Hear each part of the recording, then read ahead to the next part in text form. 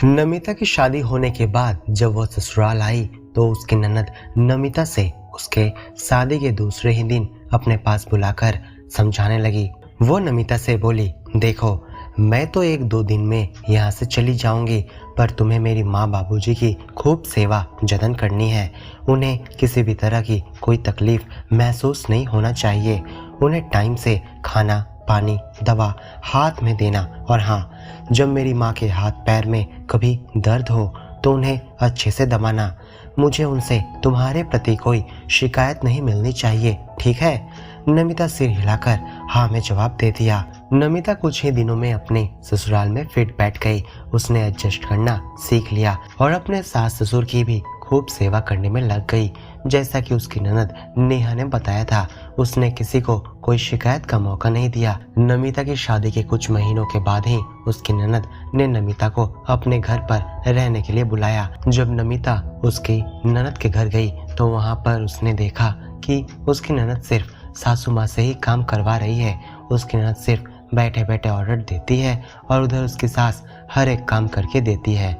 अगले दिन नमिता ने देखा कि उसकी ननद नेहा ने सब्जी बनाने के बाद आटा गूंथकर ऐसे ही रख दिया, और थोड़ी देर बाद वो सास के कमरे में जाकर उन्हें नींद से जगाकर बोली, माँ जी उठिए, मैंने तो सब्जी बना दी है, अब जाकर आप रोटियां बना दो। नमिता को यह बात बहुत ही अजीब लगी कि दीदी तो हमेशा मुझे अपने सास ससुर की सेवा करने की बातें और तरह तरह की हिदायतें देती रहती है और खुद अपनी सास से ऐसा बर्ताव करती है। नमिता को यह बात बहुत ही गलत लगी। उसने 3-4 दिन तक अपनी ननद का ऐसा बर्ताव देखा तो पहले तो वो चुप रही, उसे कुछ नहीं बोली। लेकिन जब वो अपने ससुराल वापस जाने वाली थी तो उसने एक दिन पहले रात को अपनी ननद से कहा, दीदी मैं आपसे एक बात कहना चाहती हूँ, अगर आप बुरा न मानो तो। क्या बात कहना चाहती हो? नेहा ने पूछा। दीदी मैं कुछ कहूँगी तो छोटा मुंह बड़ी बात आप समझने लगेंगी, लेकिन मैं आपको अपना समझकर ही यह बात कहना चाहती हूँ कि आपको माँ जी से इस तरह से बर्ताव नहीं करनी चाहिए और आपको उन्हें इस तरह से नींद से उठाकर काम भी नहीं करवाना चाहिए। उनकी तो इतनी उम्र भी हो रही है, उन्हें तो आराम की ज़रूरत है। बड़ों की सेवा करना तो हमारा फर्ज है और आप भी तो यही चाहती है ना। और फिर आप अपनी ही कही हुई बात पर खुद अमल क्यों नहीं कर रही हैं दीदी? यह ठीक नहीं है।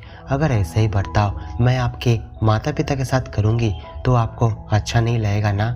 वो भी तो आपकी माँ समान है। मुझे आपका व्यवहार उनके प्रति देखकर अच्छा नहीं लगा, नमिता ने ननद को समझाते हुए कहा। नेहा नमिता की बातें सुनकर बहुत शर्मिंदा महसूस करने लगी और उसे एहसास हुआ कि वो जो भी कुछ अपनी सासू माँ के साथ कर रही थी वो सब गलत है। उसने जो व्यवहार अपनी सास के साथ करती आई है, अगर वही व्यवहार उसकी भाभी यदि उसकी माँ के साथ करेगी तो उसे सच में बहुत बुरा लगेगा। आज नमिता की सलाह से उसे यह सोचने पर मजबूर कर दिया कि दूसरों के साथ ऐसा व्यवहार कभी नहीं करना चाहिए जो अपने लिए उसे नापसंद हो।